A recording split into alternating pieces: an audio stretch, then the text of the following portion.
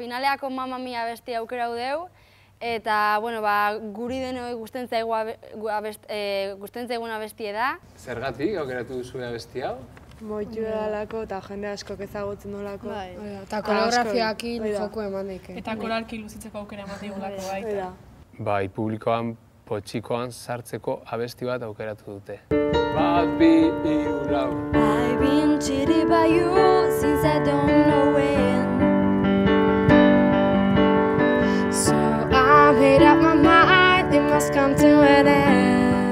Koldokin ensaio nahotxak banau ditugu gutxi gora bera tesituran aldetik beti banatzen ditugun bezala. Mamma mia, here I go again. My, how can I resist you? Mamma mia, let's show again. My, just how much I missed you. Ni Dekaiz taldearekin txundituta gelditzen naiz. Kartzen dute dena, hain landuta, hain ondo landuta. Bat, bi, hiru, lau, bost. Hor da. Nik uste denok kristongo okingo aztela, irabazteko prest, eta Mamma Mia abestikin nik uste asko indaikela. Eta denak batera.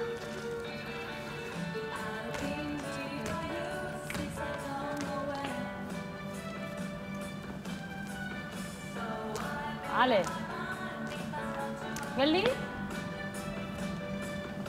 Poliki!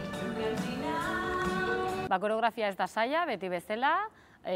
Pausoak ez ditut asko sartu, baina bai oso sinkronizatuak. 3, 4, 5, 6, 7, 8.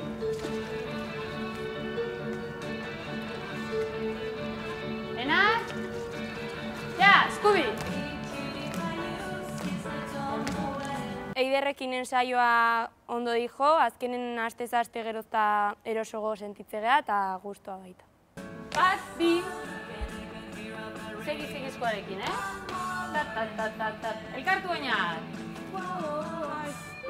Elkartu oinak eta eskuak!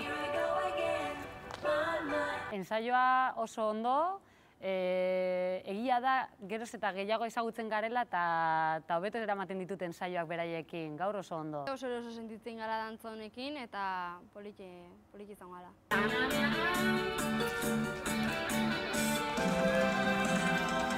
Mamma mia. Vale. Ba, osa zer da.